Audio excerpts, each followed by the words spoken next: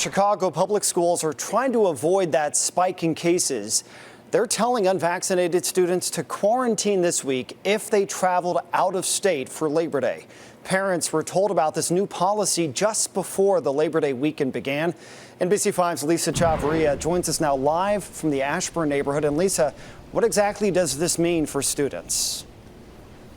Well, what it's going to mean is that depending on what state you travel to, except I believe it's for Vermont, is the only state that isn't as impacted by COVID compared to basically all the rest of the states in the country. So here's the thing. If you have an unvaccinated CPS student and you went out of state, they will have to quarantine. So if you get your child COVID tested, that quarantine, according to the district, will only last 7 days. But if you decide not to get your child tested, then that quarantine is going to last for 10 days.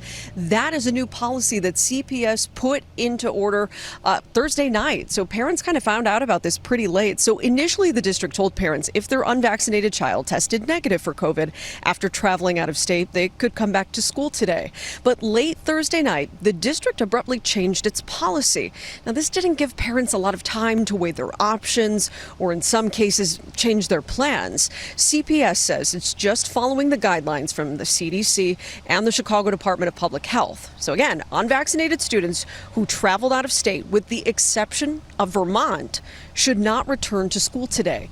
Now, the district says that these students are going to be given schoolwork. That should start to come to them by at least tomorrow, was what the district had told parents. But they will not be doing remote learning because, again, this was a travel. If you travel out of state and your child is unvaccinated, the school district wants to try to quell any potential COVID spread. So that's why they're asking for these students to quarantine at home.